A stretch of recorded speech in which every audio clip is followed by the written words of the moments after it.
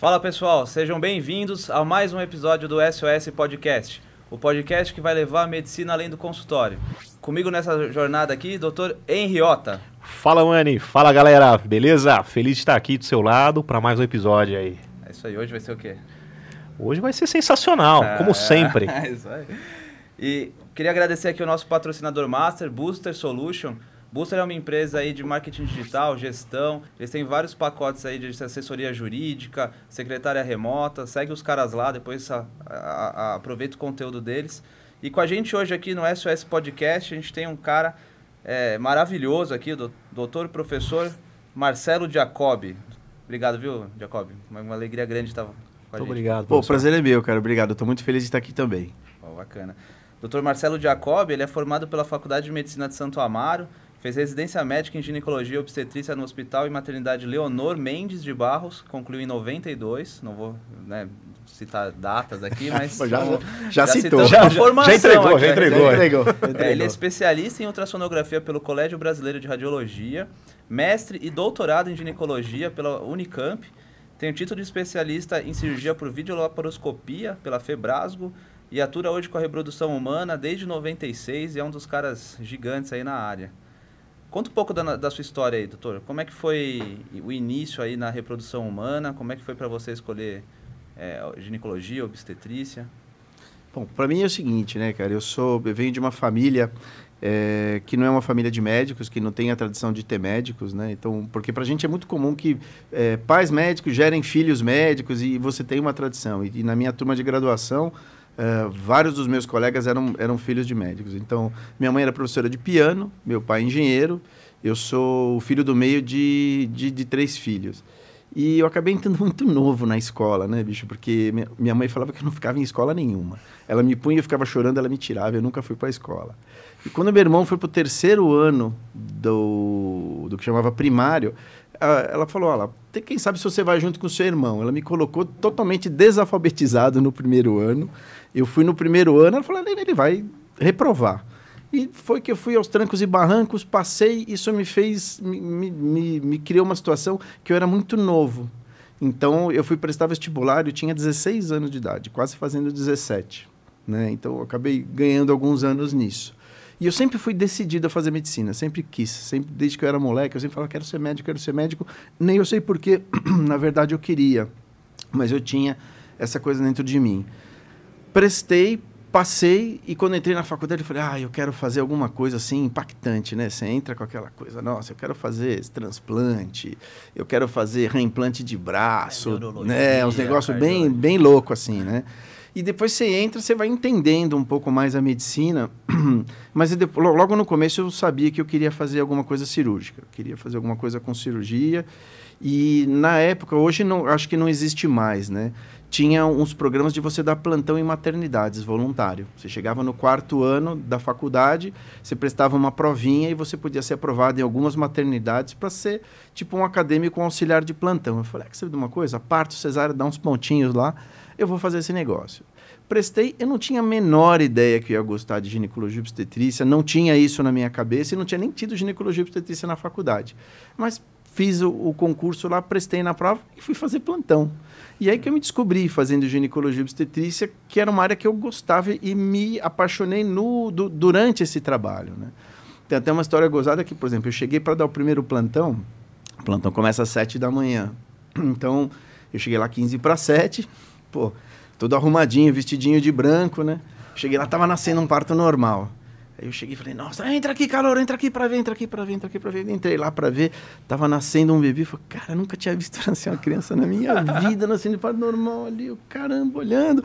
Aí o residente bate nas minhas costas, o próximo é teu, calouro. Nossa. Eu falei, isso não vai rolar. Isso no 4º ano? No 4º ano. Não deu 5 minutos, entrou outro expulsivo, assim, pra nascer. Ele falou, vai lá se escovar. Eu fui lá e fiquei me escovando bem lentinho. Eu falei, cara, eu fiquei bem quietinho. Deixa nascer. O cara me pegou pelo cabelo assim, ó, bem sem escovar mesmo. O cara me fez sentar, me fez fazer um parto. Eu nunca tinha visto 1 a 3 minutos atrás, né? Cara, eu tremia, assim, que depois que acabou o negócio, o coração saindo pela boca, mas, tipo, foi uma coisa muito... emocionante isso. E a vida é emocionante, né? Você tá presente no nascimento é emocionante. Isso fez eu me apaixonar, e foi assim que eu acabei indo pela ginecologia e obstetrícia. Não foi basicamente uma escolha pregressa, mas foi o convívio diário nisso. E era uma maternidade, posso até falar o nome, chamava popularmente de Casa da Mãe Solteira. Então a gente atendia gente de todas as origens. Tipo, você estava num plantão de madrugada, eu vi uma sirene e falei assim, a polícia, está chegando alguém. Então, pegavam gente que morava, sei lá, em condição subhumana, embaixo da ponte, na favela, estava dando a luz, alguém chegava e a gente atendia lá, não precisava ter SUS, não precisava ter nada, o hospital vivia de doação. Era um hospital muito simples, muito humilde. Você chegava de manhã, você não sabia nem que antibiótico tinha, nem que analgésico tinha que perguntar na farmácia, o que tem no estoque hoje para prescrever? Era assim que a gente fazia. Mas o fundamento todo eu aprendi ali. Foi ali que eu me apaixonei, a maioria das pessoas largava. E eu fiz o 4º, 5º, 6º ano, e aí que eu comecei na ginecologia, assim. Deu certo a puxada do residente lá. Cara, vou te falar que ele me puxou pra dentro, literalmente. Foi o gatilho, assim. Foi o gatilho. Foi mesmo, foi por aí. Que encorajou, na verdade, né? É, isso aí. E como é que foi? Porque a gente viu aqui, a sua residência foi no Leonor Mendes Barros. Eu cheguei a fazer estágio também lá na época da faculdade. E lá é um hospital, a parte obstetrícia pesada ali, né? O volume muito grande, né? Como é que foi essa experiência lá, professor? Então, lá, bom, quem tinha um diretor lá que era o Domingos Delácio. Domingos Delácio foi um ícone, né? Ele e o Bussam Aranemi, na época, eram assim, as pessoas, os pilares principais da ginecologia e obstetrícia no Brasil. E o Delácio era diretor de lá. Então, o Leonor Mendes de Barros, apesar de não ser um hospital ligado diretamente a uma universidade, era uma grande escola formadora de obstetras, né? Porque a obstetrícia, naquele momento, não tinha toda essa tecnologia que a gente tem hoje. Era uma coisa muito exercida artesanalmente, e as pessoas ensinavam os procedimentos, aqueles partos difíceis, aqueles partos a fórceps, que você, tipo, era uma coisa muito tensa e muito técnica, você aprendia ali com a pessoa do seu lado, que tinha uma vasta experiência nisso. Isso era uma coisa assim, como, sei lá, um cara que faz um tapete persa, que ensina o filho a fazer como ele fazia, e você vai ensinar o outro, e assim por diante. Foi uma escola que formou os maiores obstetras de São Paulo na década de 60, 70, 80, vieram dessa escola. Era um hospital grande, um volume de ginecologia e obstetrícia grande, mas muito mais focado na obstetrícia. A ginecologia era menor, né? E acho que hoje ela já é um pouco mais hipertrofiada, mas ainda acho que a obstetrícia lá é o que mais prepondera mesmo, e nessa formação mesmo do parteiro raiz mesmo, de você fazer assistência ao parto, assistência ao parto normal da maneira bem tradicional mesmo, né? Eu fiz a residência lá, terminei a residência em 92, e em 92 teve um concurso, eu prestei o concurso, depois eu fiquei assistente lá.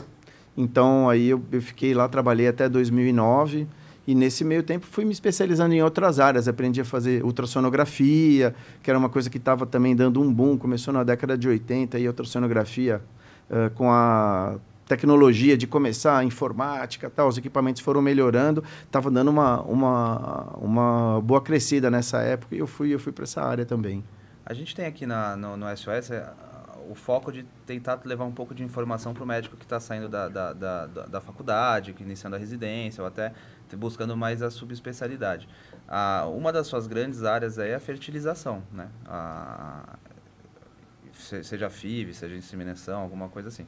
Como é que o médico que é recém-formado, que está terminando a ginecologia obstetrícia, como é que para ele formar e se especializar como um especialista e chegar num ponto de fazer a fertilização, de dar bom resultado, de fazer essa formação mais completa? Então, hoje a minha área de atuação mesmo é a infertilidade mesmo, é reprodução humana. Então, para quem está começando, assim, reprodução humana não é a especialidade maior, é uma especialidade dentro de uma outra especialidade, que hoje é um mundo bastante grande também, mas ela faz parte de uma outra especialidade. Você pode começar por dois campos, mas tem que ter uma formação básica antes, ou na urologia ou na ginecologia obstetrícia. Tem muito urologista, porque assim, a reprodução ela atende o casal, né? Então, às vezes você tem problemas com o homem, tem problemas com a mulher, então você tem urologistas que vêm da formação de base da urologia e os ginecologistas que vêm da ginecologia. Então, para quem está querendo ir para a área da reprodução, a primeira coisa que eu falo, se qualifique bem. faça uma boa residência médica, tenha uma boa formação na especialidade que você escolher. Quer seja ela urologia, quer seja ela ginecologia, mas você tem que ter uma boa formação básica nisso. E daria uma dica para você se formar em... ter uma formação em expertise em procedimentos que vão estar afeitos à reprodução. Quer seja a cirurgia endoscópica, que é a esteroscopia, a videolaparoscopia e a ultrassonografia também. Quer dizer, na minha época, bicho, a gente não tinha formação, a gente não tinha nada. A gente aprendia na raça mesmo. Você começou, foi então, na reprodução humana? Então, quando eu comecei na reprodução, assim, o primeiro bebê de proveta nasceu em 78, né? Aqui no Brasil, a Ana Paula Caldeira, que é o primeiro bebê de proveta do Brasil, em 82, né? Então, as pessoas iam fazendo e não tinha formação. Uma pessoa aprendia, você ia trabalhar numa clínica e as pessoas estavam aprendendo a fazer. E a reprodução foi uma especialidade nova, que se construiu ao longo dos anos, né? 1978 é uma coisa muito recente. Para você ter ideia, num congresso em 2018, eu conheci o primeiro bebê de proveta ao vivo, a Louise Brown. Ela estava fazendo 40 anos, ela levou um livro... Ela autografou um livro dela lá e comemorou com os congressistas no Congresso Americano de Reprodução. Contou a experiência dela, de como ela viaja o mundo, ajudando as pessoas e contando a experiência dela de como ela foi. Mas hoje, por exemplo, tem programas estruturados de residência médica focados na reprodução. Mas, tipo, você não termina a faculdade e vai fazer reprodução. Né? Você vai fazer urologia, você vai fazer ginecologia, você faz pelo menos os R's básicos aí nessa área e vai fazer seu R+, assim. Então, hoje já tem um programa de treinamento estruturado. E isso não é uma realidade do Brasil, tá? É no mundo todo. Eu vim agora recente, semana passada, eu estava num congresso fora que a gente estava conversando, né, em Los Angeles. Eu até conversei com um amigo meu. Eu notei que o congresso agora é muito voltado para a formação básica. Você tem ali aquelas sessões que você discute a polêmica, que você discute o que está meio em dificuldade e tal, mas eles dão muitos conceitos básicos. Então, tem essa preocupação de não deixar as pessoas aprenderem soltas. Então, hoje, eu diria para a pessoa procurar uma formação básica na especialidade mesmo e depois procurar algum serviço que tenha a formação em reprodução lá para ele poder fazer já essa formação de uma maneira mais acadêmica, tudo, antes dele poder sair na prática aí, trabalhando e atendendo em alguma clínica privada dele. Então. Ah, legal. E assim, professor, você tem 2 filhos. Uma filha já médica, né, no R2 da Santa Casa de Ginecologia e Obstetrícia, e um filho estudante de medicina. Isso mesmo. Como é que você orienta eles nesses passos aí? Então, para mim foi uma grande surpresa. Eu nunca imaginei que eles fossem fazer medicina, sabe? Eu achei que eles iam... Minha filha tinha muito essa veia de gostar de obras, de decoração. Então, a gente estava no bairro, assim, tinha, por exemplo, um apartamento decorado. Ela, pai, vamos lá ver o decorado. Não, passeio. A gente ia lá... Me leva naquela construção então, ali antes, diferente, hein? Antes tinha muito esse negócio de você entregar panfletinho, né? Então, ela pegava um panfletinho no farol. Nossa, nós temos que ir, né? Nós temos que ir lá, tal. Então, eu achei que ela fosse para decoração, para arquitetura, alguma coisa assim. E o meu filho sempre gostou de trator, caminhão, guindaste. Ele falava muito dessa coisa, eu achei que eles iam fazer isso. E foi uma surpresa para mim, os dois quererem ir para medicina. Mas o que eu falo para os dois, assim, eles captaram isso. De você, queira ou não queira, né? O médico vive do seu próprio trabalho. O seu trabalho é a sua ferramenta de trabalho. E você não exerce bem o seu trabalho e não exerce ele de uma maneira plena, segura, competente, se você não tiver a base. Então, acho que você tem que ter... tem que ser um bom aluno na faculdade, tem que, né? Você tem que curtir, porque a faculdade é para curtir também, tem que fazer tudo, mas basicamente você tem que curtir, mas você tem que tirar boas notas, você tem que ter fundamentos, você tem que fazer uma boa residência médica. E aí, depois disso, procurar a área que te interessar, qualquer que seja ela, sabe? Então, para eles, eu sempre tive muito essa conversa com eles. Faça o que te faz feliz, né? Faça o que você gosta, faz o que te faz feliz, mas tem que estar preparado para isso, né? É por aí. E você deu uma puxadinha nela pra ginecologia? Cara, nada, foi uma escolha dela. Só um pouquinho. Eu vou conversar. Daqui a pouco o Arthur tá fazendo também. Daqui a pouco ela tá na reprodução humana. Já tá, ela fez o parto da minha filha, cara. Ela tava junto, ela tava junto. Legal. É mesmo? Ela tava junto. Que legal. No dia que nasceu a Juju, ela tava junto. Que legal. Então, eu sempre fiquei muito, muito na minha, mas vou dizer que é uma satisfação muito grande você ver que ela puxa para isso. Não queira ou não queira, não sei se a causa é essa, mas você sente que tem uma identidade que se espelha um pouco a você, né? Então, você sabe que você causa uma imagem bonita nos seus filhos e isso inspira eles a fazer alguma coisa. Para o meu filho, outro dia eu perguntei, ele falou, já tem tanto ginecologista nessa família, pai, tem você, tem minha irmã, cara. Eu vou fazer outra coisa. Eu fico lá, toda vez que é na consulta, eu falo, não, vamos colar lá, fazer um oftalmo e tal, não sei o que, tentar puxar pro lado do oftalmo também, né? A ele? Ele, é. Eu acho maravilhosa o oftalmo, eu acho uma especialidade sensacional, cara. Eu acho, é uma das que eu acho que é muito boa de trabalho. É um campo legal e bastante moderno e inovador de trabalho. Eu acho sensacional. Eu vou ficar muito feliz. Fiz oftalmo, acho que ele fez uma escolha legal também. Se a gente puder ajudar, a gente não sabe se vai estar lá fazendo oftalmo ainda, né, com o podcast aqui dando sucesso. Isso aí bombando, né? Largar. Ele falou, aguenta mais ver o olho. Imagina, tá louco, cara. Não, brincadeira, a gente é apaixonado pela oftalmologia. E nessa sua empreitada aí na vida, você teve um codinome aí, um apelido, um carinhoso. Conta pra gente, como é que foi esse Dr. Cegonha? Ah, cara, isso Cegonha. Foi o Sérgio, é um paciente que eu nunca vou esquecer, cara. Ele tem gêmeos, né? E eles vieram de passar em outras clínicas e todo mundo muito que desencorajava eles. Ah, vocês não vão conseguir engravidar, não vai ser fácil, tem que começar a fazer fertilização, tem que começar a fazer agora, tal. E ela veio numa primeira consulta, eu examinei, cara, eu não consegui enxergar aquele cenário para ele, sabe? Eu falei, bicho, vamos fazer uns 3 meses aí de um tratamento mais simples e tal. Pô, mas todo mundo contraindicou isso. Falando, tudo bem, a gente precisa ter um tempo, né? Não dá para você esperar que você vai engravidar logo de cara. Seria muito bom se o ser humano funcionasse assim, mas a biologia da gente não é essa, né? E eu falei, me dá uns 2, 3 meses, tá? E no segundo mês de tratamento ela engravidou, ela tem gêmeos, ela tem um casal. E esse cara, ele é músico, né? Ele toca trombone. Ele toca trombone na Sinfônica, espero que ainda toque, né? Já faz um tempinho.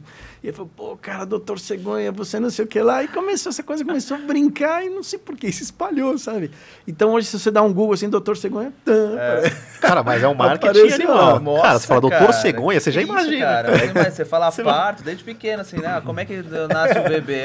Cegonha, né? O filminho do desenho do Dumbo, né? Do Dumbo, é isso aí, né? É isso aí. É tipo o doutor Visão pra gente, né? Seria o quê pro oftalmo? Não sei, cara. Doutor 2020? Não, 2020 é muito técnico. É, não sei, cara. Santa Luzia. Santa Luzia. Padroeira dos olhos, né? É Santa Luzia. Olha lá, Nossa Senhora do Bom Parto. Aliás, o meu primeiro consultório... Nossa Senhora do Bom Parto, mas aí ia ficar esquisito, né? Meu primeiro consultório era um quarteirão da Nossa Senhora do Bom Parto. Olha isso. Nossa Senhora. Mas que bacana, cara. Eu fui dar uma pesquisada, né, no seu site e eu encontrei ali bastante informação legal. Mas uma que me chamou bastante atenção foi sobre a infertilidade mesmo, né? Que a gente tem... Você recebe com certeza muitos pacientes em busca direto de um tratamento, de uma solução, achando que é infértil, mas eu vi lá que você fala muito sobre tratar a fertilidade, otimizar isso. Como é que é para você tratar isso com o paciente lá? Como é que É engraçado isso, né? Porque, por exemplo, o ginecologista, ele é treinado para evitar a gravidez. Ele é treinado para anticoncepção. Você evita filhos assim. Você adolescente vai começar... Quer dizer, a pílula foi uma grande revolução, né? Foi a primeira vez que a medicina conseguiu desvincular a relação sexual da função de procriação propriamente dita, dando liberdade sexual. E a ginecologia foi formada para evitar as pessoas de engravidar, mas os médicos esquecem de ensinar a engravidar. Ninguém ensina a engravidar. E hoje mesmo a gente fala isso, ninguém chega, por exemplo, é difícil o ginecologista que fala, não estou nem falando de uma pessoa que atua na área semelhante à minha, né? Um profissional de reprodução tem que abordar isso. Mas a mulher vai fazer um exame ginecológico, ela tem lá 32, 33 anos, ela é solteira, né? Você vê que ela não tem perspectiva de casar, ela trabalha numa empresa, numa multinacional, você vê que a carreira dela está bombando, você vê que ela não vai engravidar nos próximos 5, 6, 7 anos, ela vai pensar nisso quando tiver 40. Ninguém chega para ela e fala, escuta, você já pensou que você precisaria pensar ou planejar como vai ser a sua fertilidade futura, a sua concepção de família? Ninguém fala isso hoje, né? Então, tem serviços de reprodução que são, vamos dizer assim, clínicas de fazer FIV. Eu não gosto dessa conotação. Eu acho que você tem que entender o contexto, você ensinar assim, o que as pessoas, vamos dizer assim, busquem a fertilidade natural E se você não conseguir dentro das ferramentas de fertilidade natural, você tem tratamentos simples, como, sei lá, a gente chama de relação programada, namoro programado, inseminação intrauterina e fertilização in vitro, que elas confundem muito o que é inseminação e o que é fertilização. Mas a gente tem que ensinar isso para os casais. Como também eu recebo muita gente que eles não têm infertilidade, tem aborto de repetição. O casal engravida, perde, engravida, perde, engravida, perde. Então, elas vão lá, eu, tipo, na cabeça do casal, não consigo engravidar, porque ele visualiza que eu não tenho filhos em casa. Mas, na verdade, eles engravidam. Né? O que acontece é que a gravidez não continua. E não continua por diversos problemas. Né? E, às vezes, ela chega a vir aqui porque precisa fazer um tratamento, eu não consigo engravidar. Ela conta a história e fala, não, pô, e esse monte de gestação que você teve e nenhuma progrediu? Você é engravida, nós temos que ver outra coisa. Então, a gente também trata isso, sabe? Isso eu acho muito legal, porque, assim, a gente tem muitos seguidores aí que... Aliás, segue a gente no canal, ativa o sininho, se inscreve aí, vamos levar esse conteúdo para mais pessoas aí. Mas a gente vive uma época, eu acho, muito imediatista, né? Eu acho que a gente está num momento da sociedade mesmo que não tem você analisar a pessoa, você analisar aquele paciente, olhar o futuro dele, entender o passado, sentar com calma, falar, meu, vem cá, deixa eu entender. Então, a gente vê muito recém-formado, a gente vê muito médico em formação interno, residente, enfim, médico tocando o consultório no começo, nessa loucura, né? Não, imediato, não sei o que lá. Então, eu imagino, e aí me chamou muita atenção esse ponto, porque você pega lá o cara que chega, pô, eu quero fazer, não, vem cá, FIV. Vem cá, isso, vem cá, não, isso, entendeu? E, aí, e nesse ponto, eu acho que vale a pena a gente tocar na tecla de a gente mostrar para a pessoa recém-formada que tem um mundo maior, tem como você olhar daqui mais para frente, né? Você quer ver uma coisa que as pessoas confundem muito? Por exemplo, a gente tem, sei lá, as pessoas às vezes, existem algum preconceito em você falar que fez algum tratamento. Então, você vê pessoas, às vezes, que são públicas, e eu já vi declaração de pessoas públicas aqui, que falam assim, a gente queria engravidar, mas a gente não queria que demorasse, a gente foi lá para fazer fertilização. Então, tipo, dá uma banalizada no método, né? Na verdade, a fertilização é um tratamento que funciona bem para o casal que é infértil. Mas se você pegar um casal fértil e quiser fazer fertilização, talvez você não consiga o mesmo resultado de gravidez tão rápido quanto ela engravidaria em casa. No fundo, o que eu faço num tratamento dentro do laboratório de fertilização in vitro é uma imitação da natureza dentro de um laboratório. Né? E que muitas vezes a natureza faz de um jeito muito mais complexo, porque apesar de a gente conhecer muito de como funcionam as coisas, a genética e tudo, Deus fez as coisas melhor que a gente faz dentro do laboratório, a verdade é essa, né? Então você às vezes chamar, e eu tenho um monte de gravidez assim, de casal que chega lá e você conversa, fala assim, me dá 2, 3 meses, desde que o caso permita, assim, você trata e o casal engravida. Você sabe que uma vez eu vi uma apresentação dentro de um congresso médico no assunto, um cara começou a falar assim, e ele falou assim, você se lembra a primeira vez que você pediu um Uber? O cara, putz, e o que esse cara tá falando, né? Mas depois faz todo sentido. Você viu o aplicativo, você viu onde estava o carro, quanto tempo ele demorava para chegar em você, em quanto tempo ele chegava, quando você chegar no destino, quanto você ia gastar. Você entrou no táxi, pegou água, balinha, hoje não é mais assim aqui, mas tudo bem. Pegou água, balinha, chegou no minuto e teoricamente você não precisou nem pagar, seu cartão pagou. Cara, é tudo muito previsível. Então, de uns 10 anos para cá, os aplicativos, a vida, como ela é na internet, é assim. E o casal chega assim no consultório. Ele quer esse tipo de experiência. Acho que eu faço o download do filho. Muito melhor. Só com um toque. Muito melhor. Entendeu? Então, eles têm esse imediatismo mesmo, né? Então, às vezes, se você chegar para um casal e falar assim, putz, olha, vamos fazer o seguinte, nós vamos começar tentando assim, fazendo assim. O cara, pô, doutor, sério mesmo, sabe? Então, às vezes, a gente é obrigado a abrir mão um pouco disso, mas desde que você consiga conversar, tem muita ferramenta de fertilidade natural que você pode explorar, e eu acho que é por aí. Então, fazer reprodução não é só fazer fertilização, né? É cuidar da saúde, é você cuidar, às vezes chegar pro marido, cara, você tem que perder uns pezinhos, você tem que perder peso, tem que parar de fumar, você tem que beber menos, sabe? Para elas você tem que fazer isso, tem que fazer exercício físico, tem que dormir, tem que combater o estresse, você tem que fazer outras coisas que te ajudam nisso, né? E nisso eu tenho uma história engraçada, porque eu tive um paciente uma vez que falou, doutor, isso aqui é muito simples, eu vou fazer uma doação para a sua clínica. eu tenho um Monza verde, porque eu engravidei todas as minhas namoradas nesse mundo. Então eu vou deixar o Monza aqui na sexta, você dá pro casal na sexta, segunda-feira ele devolve, ela vai estar grávida.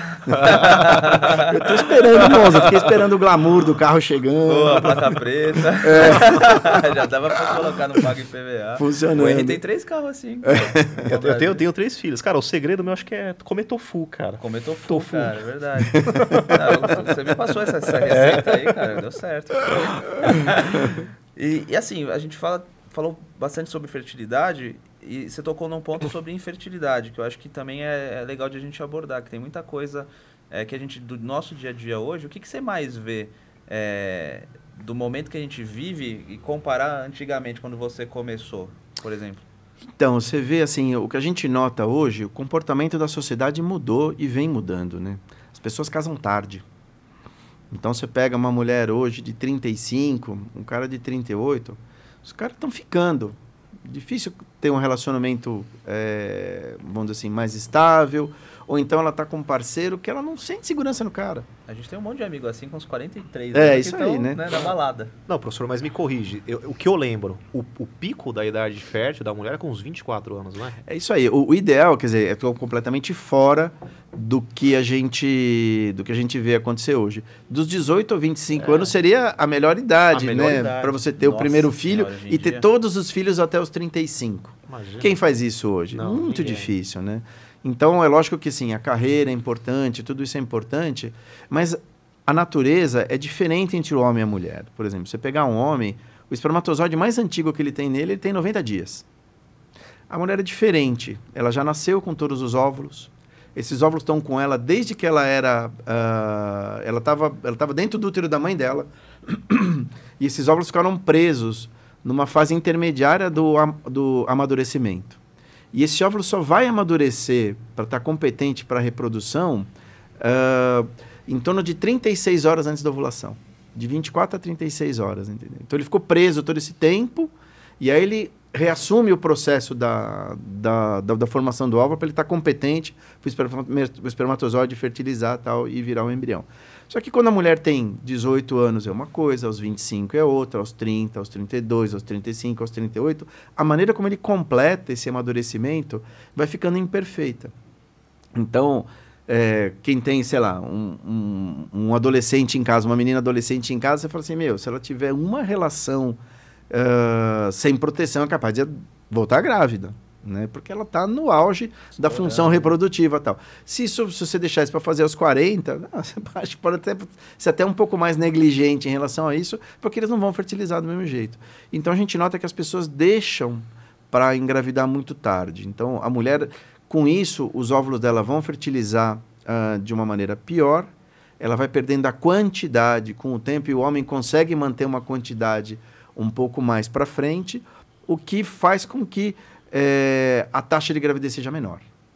E com o tempo, a maneira de fertilizar anormal aumenta, que a gente forma de formar embriões com o número desequilibrado de cromossomos, o que aumenta a taxa de perda. Então, ela engravida menos e perde mais, ou seja, menos bebê em casa. Né? E o espermatozoide é malandro, né, bicho? Ele entrega todo o DNA para o óvulo e não faz mais nada, né? Tchau, fui. Quem tem que organizar os cromossomos, formar o embrião, dividir, formar células filhas igual a célula mãe, isso que faz o embrião não ir para frente, a perda dessa competência. Né? Então, as pessoas têm que se preocupar hoje com isso, de alguma forma, e isso já está sendo uma coisa que está sendo mais falada, assim, de algum momento alguém ensinar o casal que ele tem que engravidar. Então, chegar para essa mulher e falar, escuta, pensa bem nesse momento da vida que você está, você não tem que se preocupar com isso tão cedo, porque, tipo, você não precisa com 20 anos congelar óvulo para você usar no futuro. Porque, enfim, se a sua vida caminhar dentro de um comportamento, você encontra o seu príncipe encantado, casa, tem filhos e acabou. Mas se você passou da década dos 30 e não visualiza essa questão de você engravidar num horizonte pequeno, você vai ter que sentar um momento e pensar com você mesmo o que eu vou fazer em relação a isso, como é que eu posso ter, vamos dizer assim, uma extensão dessa vida, dessa possibilidade de gravidez. Né? Isso é uma coisa muito comum hoje em dia. Até porque hoje em dia acho que expectativa de vida do ser humano tá outra, né? A gente teve recentemente, acho que a Cláudia Raia, né? Que ela congelou e teve... Pô, eu vou te contar, eu tô com uma gestante de 62 anos. Que 62 bacana. anos. Vai dar à luz agora dia 22. Que legal. É o primeiro filho dela. Olha, Primeiro legal. filho dela. Cara, doutor cara. Cegonha mesmo. Não, você tá doido, velho. Aqui, ó, engravidou aqui. Que isso? Então, você sabe que outro dia... 62 Nossa anos. senhora, 62 62 primeiro anos. filho, que alegria. Vai nascer Que agora no legal. dia 22 do ano, se Deus quiser, tá tudo programadinho Nossa para Senhora. isso já. Foi uma gravidez que eu vou te falar que me dava muito temor, assim, porque teoricamente você tem um limite de idade para utilizar técnicas de reprodução. É lógico que ela não teve uma gestação espontânea, né? É óbvio isso. E você está autorizado a usar isso até os 50 anos de idade. E o CRM fala para você, olha, se você quiser fazer depois disso, você vai ter que... Você pode decidir isso, mas você tem que escolher bem o seu paciente, né? Então eu olhava e falei, meu Deus do céu, 60 anos, essa mulher quer fazer tratamento. Então fiz um monte de exames dela, mandei ela passar em tudo quanto é outros colegas, vascular, pneumo, cardio, fazer uma boa avaliação dela para ter certeza que a gravidez não ia impor um estresse para ela que, enfim, ia ser uma catástrofe na vida dela. E ela engravidou no primeiro tratamento, não precisou fazer outras tentativas. Na primeira transferência de embrião, ela já engravidou, ela vai ter uma menina agora. Nossa, A gravidez show, dela tá cara, redondíssima, que assim, legal. tá super tranquila, mas esse comportamento de deixar para frente não é para deixar para essa idade, claro que não, né? A medicina consegue proporcionar isso e, enfim, se fosse possível a pessoa rever isso nesse momento e pensar, eu quero guardar alguma coisa para o futuro, para eu poder ter essa possibilidade. Isso é uma coisa que tem que ser pensado mesmo. Imagina a realização dessa mulher. Nossa. Imagina, a felicidade, Nossa, né? imagina pra você também, cara. É uma Que realização bacana, pessoal, claro que sim. profissional, né? E você sabe que é um exemplo para outros pacientes da clínica, sabe? Porque, por exemplo, por mais que a pessoa seja conservada, tudo, você tem 60 com um corpinho de 59, todo mundo é assim, né? Então, quando ela sai da consulta, ela está na sala de espera, os pacientes falam assim, tô tranquilo. Trintão, Várias né? vezes eu já vi isso. É um incentivo. Pô, doutor, fiquei tranquilo agora, tô vendo essa paciente tem muito mais idade que eu, tá grávida, não tem problema, vamos com calma aqui que vai dar certo. Nossa, mas, cara, é muito legal, né? A gente, eu, particularmente na minha área, a gente tem alguma gratificação do paciente enxergar melhor. De você Isso ver deve o ser resultado. sensacional, né, Isso cara? é muito É, legal. eu tive paciente que não enxergava dos dois olhos, o sonho era ler para netinho e tal, e conseguiu ler. Nossa, E isso aí não tem preço. E aí eu uso, assim, alguns exemplos de pacientes muito, muito idosos, 90, 95 anos, que colocam lente multifocal dentro do olho porque ele quer ler para perto. Então, eu acho que, assim, a vida tá caminhando para mais pessoas passarem dos 100 anos tranquilo, né? Eu acho que a sua especialidade, não sei se você sente isso, mas vai caminhar, ou já está caminhando para esses pais com 50, 55. Você vê uma coisa, né? A gente, dentro da medicina, a gente tem uma coisa, a medicina é uma área de atuação que tem muito valor, né? Você vê que, por exemplo, você pega empresas gigantescas, investem em projetos de caridade, porque às vezes eles vendem matéria, mas não vendem valor. Né? Então, investem em melhorar uma comunidade, constroem uma escola, um hospital, porque eles querem dar algum significado para aquilo. Mas você pegar, por exemplo, uma pessoa de 90 anos que devia estar excluída da sociedade, tipo, saia no restaurante e não lê o cardápio, não lê o jornal, ouve a televisão, mas não assiste e tal. Você devolver isso, pô, isso não tem preço, isso é uma coisa que tem valor demais. Professor, só entrando então no assunto de bioética, já que a gente estava falando em relação ao CRM também, o que a bioética fala em relação à produção humana? O que ela te ingessa? O que ela te... Então, você sabe que a gente tem uma situação, né? Apesar de a gente a reprodução ter 40 anos, né? 44 anos, é uma especialidade em termos de medicina muito nova, né? E é uma especialidade que mudou muitos valores. Você... conceber um ser humano fora do corpo humano, devolver para ele, nascer uma criança saudável, você poder fazer tratamento com gametas doados, óvulo e sêmen doado, você ter embriões que foram congelados, depois são descongelados, transferidos e nascerem uma outra criança, você ter a possibilidade de fazer uma reprodução pós-mortem, por exemplo, de você ter um sêmen congelado Nossa, de alguém isso e você ser... fazer uma fertilização, você fazer um útero de substituição para quem tem ausência congênita do útero, entre outras indicações, por exemplo, né? São coisas que levantam muitos dilemas em que a sociedade não estava preparada para isso. Então, o que a gente vê é que, assim, de estatística geral, mais ou menos uns 60% dos países tem alguma regulamentação legal, leis em relação a isso. Uns 35% não tem leis. Você tem normas técnicas, né, a respeito disso, mas você não está infringindo nenhuma lei. O Brasil está nessa categoria, desses 35%. E o que sobra aí, que vai dar uns 5 a 10%, é Velho Oeste, né? Não tem nada. Não tem regulamentação, faz o que quiser, do jeito que quiser. Então, se você for procurar em série, sei lá, você pegar o Netflix, aí tem vários filmes que falam sobre vários absurdos que foram cometidos por justamente não ter, dentro daquele contexto, do momento em que aquele acidente ali aconteceu, aquela completa distorção do que é o exercício aconteceu, não tinha regulamentação. No Brasil, a gente só tem a lei da biossegurança, que ela é realmente uma lei, e é uma lei de 2005. É uma lei antiga, mas ela meio que normatiza o que pode e o que não pode ser feito com embriões e células-tronco, esse tipo de coisa, e tem projetos de lei que estão caminhando, e você tem as normas técnicas do Conselho Federal de Medicina, e o Conselho tem dado um excelente respaldo para a gente, porque a cada 2 anos a gente tem atualizações e readequações dessas normas, do que deve, o que não deve ser feito, as situações de exceção. Então, você pode caminhar, e hoje a gente tem, assim, a pluralidade familiar é uma coisa, né, presente. Você tem a união homoafetiva, que você permite que casais que não poderiam naturalmente ter uma reprodução, que consigam que seja feito isso de uma forma dentro do conceito que aquela pessoa individualmente vê, e não do jeito que a sociedade o vê, né?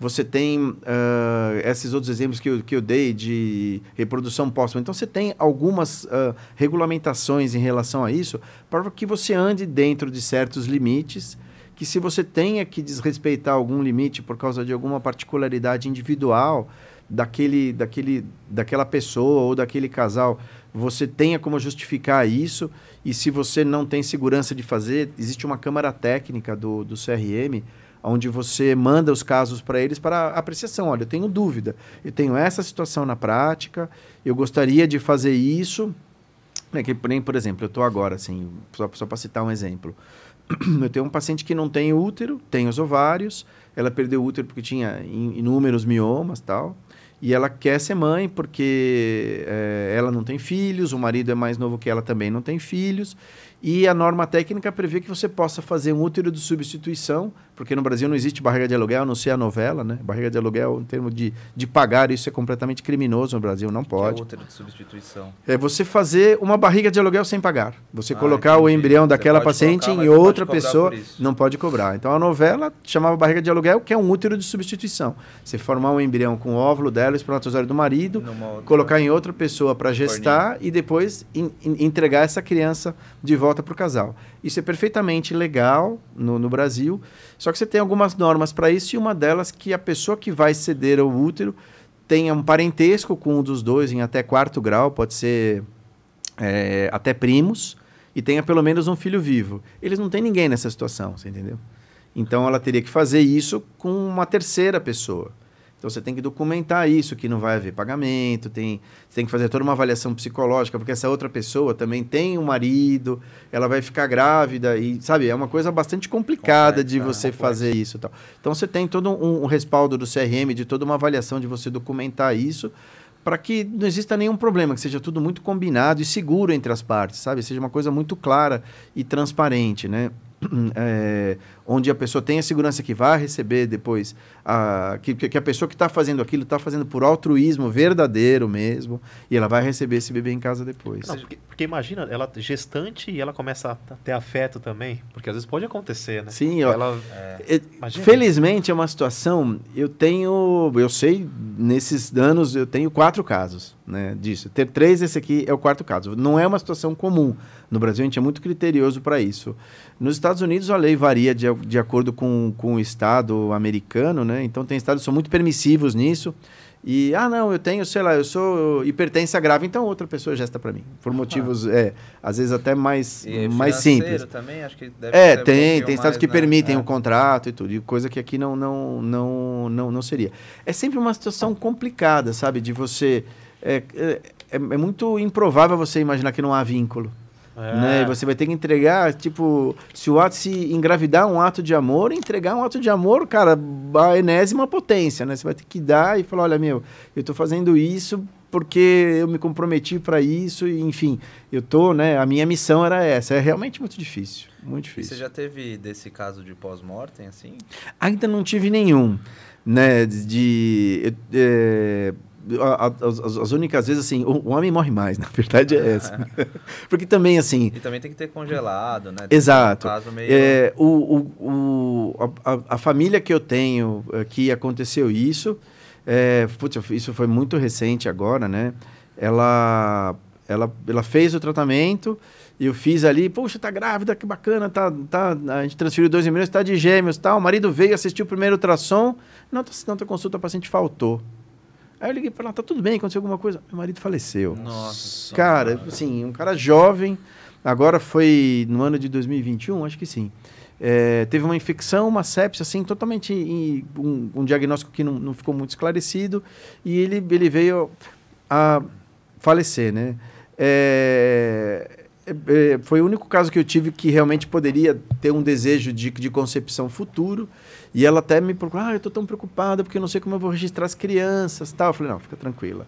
A gente tem eles nem percebem isso, né? A gente tem uma amostra biológica do paciente. Quando você vai fazer fertilização, a gente colhe um sanguinho ali do paciente, tô fazendo uma reserva biológica. Tá bom, o que é isso? Sei lá, tá guardando aí, guarda o sangue. Mas o que eu tenho disso? Eu falei, eu tenho o sangue do seu marido guardado para você provar se existia algum questionamento da família do lado dele, que biologicamente ele é seu. Tem todo o documento na clínica que ele concebeu a ideia de ter um filho com você. O projeto era comum e desde aquele momento anterior. Enfim, isso é tudo muito documentado. Ele ficou com medo como iria registrar a criança. E na época do registro, a gente só forneceu a documentação para ela, o cartório aceitou de primeira, enfim. Mas deve ser muito louco, porque eu fico imaginando também, né, o futuro, assim, a emoção, porque, por exemplo, a Júlia sou eu cuspido, né? Imagina que acontece alguma coisa comigo. É verdade, bicho. A Bruna que me desculpa aqui, meu amor, mas ela tá mudando. Não, mas agora, eu vou te falar o seguinte, eu vou puxar a sardinha pra Bruna. Ela é uma misturinha, cara. Eu vejo a Bruna. Eu vejo a Bruna. Agora mais, mas quando era até os 6 meses, esquece, cara. Era 99,9%. Imagina, cara, isso acontece depois, nasce o filho, a cara do pai, de alguma coisa assim. Mas tem umas coisas engraçadas em reprodução, né? Por exemplo, a criança nascida que ficou mais tempo congelada, ficou 24 anos congelada. 24 anos de congelamento. Ela foi um embrião do Adson nascer, não é no Brasil, é fora do Brasil, é no Canadá, se não me engano. E a mãe que recebeu o embrião, recebeu aos 25 anos de idade. Tipo, se elas tivessem nascido juntas, ela podia ser amiga dela, né? Nossa, um negócio assim, imagina, maluco, né? Você pensar isso. Você guardar um ser humano 24 anos, você coloca, ele nasce depois, sabe? Eu tenho vários casais em que eles têm filhos, em que a aspiração dos ovos da fertilização foi no mesmo momento. Mas um tem 4 anos, o outro tem, sei lá, 1 ano, eles têm essa diferença, mas na verdade veio tudo do mesmo ciclo lá atrás. Isso é muito louco de você pensar. Então, para isso a sociedade não estava preparada, né? A igreja não estava preparada. Você imagina o seguinte, você colocar numa sala um padre católico, um rabino, um ateu, um advogado, um engenheiro, um protestante, e falou assim, olha, precisamos ter um consenso do que é vida, do que é embrião, fica lá do que inteiro, pode... 100 anos os caras não vão chegar no consenso. É isso aí. Então, esse é um outro problema, né? A igreja, por muito tempo, condenou. Tem muitas brigas, assim, e a legislação nos diversos países é muito, muito diferente. Por exemplo, tem países que não permitem tratamento com gameta doado. Tem países que não permitem, Alemanha, por exemplo, você fazer diagnóstico genético dos embriões. Eles são, por causa de toda a questão do nazismo, em relação à eugenia, eles não permitem isso. Tem países que têm uma legislação completamente maluca, eles pagam o tratamento, na Europa, né? Pagam o tratamento de fertilização, a paciente ficou grávida, se arrependeu, volta no serviço e faz o aborto legal. Nossa, como assim? É louco, né, bicho? Isso, cada sociedade entende isso de um jeito, né? Então... A gente vê que as pessoas estão evoluindo em relação a esse conceito de acordo com a cultura particular de cada país e de como a sociedade está caminhando. É uma coisa que, sabe, uma coisa que está em processo de construção. No Brasil, a gente pode escolher o sexo? Não pode, Então, né? em nenhum lugar do mundo pode isso. Ah, não pode? Ninguém sabe disso. Todo mundo fala assim, mas fulano, né? Não vou falar nomes. Mas fulano teve bebê e escolheu, né? Não sei de onde vêm esses mitos. Em nenhum país do mundo você pode fazer sexagem só pelo sexo. Olha. Você pode fazer, por exemplo, você pode ter 14 meninos. Eu quero ter uma menina, tenho um sonho de ter uma menina. Tá bom, bicho, vai lá em casa e continua tentando. É assim que louco. faz. É assim. Né? O que você pode fazer, por exemplo, existem doenças genéticas ligadas ao sexo.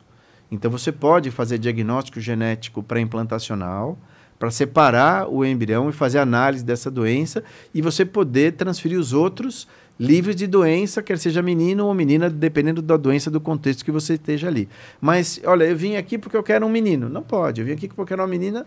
Não pode. O negócio é fazer que nem o Henry. Aí fazendo filho, sai tudo que Se sai você ali, tiver uns 4 meninos, tenta até o 7º, Vai 8º, dar, ver uma menina. Vai continuar, vai fazendo, dar bicho. certo, Vai cara. fazendo, uma hora dá. Uma hora dá. Não, mas não tem eu não sei se é uma lenda isso, professor, mas que eles falam que o espermatozoide homem, por exemplo, acho que ele nada mais rápido, mas Isso. ele morre antes. Então, existe isso daí? existe, vamos dizer assim, um conceito construído ao redor disso, mas isso derruba fácil. Você pergunta assim, existe alguma preferência do óvulo por algum espermatozoide? X, ninguém sabe, né? Então, por exemplo, pode chegar um monte de espermatozoide Y e o óvulo vai deixar entrar o X. Entendi. Ou o inverso, entendeu? Então, isso, as pessoas falam, se você tiver relação perto da ovulação vai dar uma coisa, se estiver longe da ovulação dá outra coisa. Para mim, parece aquela brincadeira quando a mulher está grávida, você bota assim, almofada, 2 cadeiras, um garfo e uma faca. Você sentou na almofada do garfo, é menino. Sentou na almofada da colher, é menina. É assim, bicho. Meu Deus, cara, gincana. Tá que papo legal, hein, cara. A gente tá... obrigado pela presença. A gente tá chegando no final do episódio. Pô, já, meu, nem vi o tempo passar. Não, vou... E, assim, vou até tomar liberdade aqui de fazer um convite. A gente tem 2 quadros aqui que são mais frequentes. O primeiro é do seu coração, da sua alma, aí uma mensagem para o residente, para o interno, para a pessoa que quer engravidar, o que vier do seu coração aí. Mas o segundo, a gente tem um quadro aqui, a gente faz eventualmente, a gente teve o primeiro, que foi o dia do especialista, e a gente trouxe um médico oftalmologista, né, que a gente não conhecia ninguém, então a gente teve que buscar alguém da área. Mas a gente tem esse dia do especialista, eu queria saber se você topa aí vir com a gente um dia. Pô, pra mim é um prazer, o papo super gostoso. A gente traz a liga de uma faculdade de medicina, de ginecologia, provavelmente. Ah, né? legal. As faculdades têm liga de reprodução. Ó, que bacana. Por exemplo, Aqui, a minha faculdade, a Unisa, tem liga de reprodução. Eu não participo da graduação com eles, mas eu já fui convidado para fazer live com eles no Insta. E eles têm a liga de reprodução da Faculdade de Medicina de Santa Amaro. Feito aí, Faculdade de Medicina de Santa Amaro, vai chegar um convite aí. É o Gabriel, Gabriel O Monteiro, Gabriel Monteiro. Presidente? Então, ó, Ele é presida? Não, acho que o Gabriel é tipo coordenador. O graduando que é o presidente, eu não sei de cabeça quem é. A gente vai atrás, a gente vai chegar um convite aí. A nossa equipe aí, Catherine, vai mandar para você aqui o pombo correio, ou sinal de fumaça, não sei qual que é a tecnologia hoje em dia. Mas, pô, obrigado pelo convite, obrigado por ter aceitado o convite, a gente vai trazer mais uma vez no momento oportuno.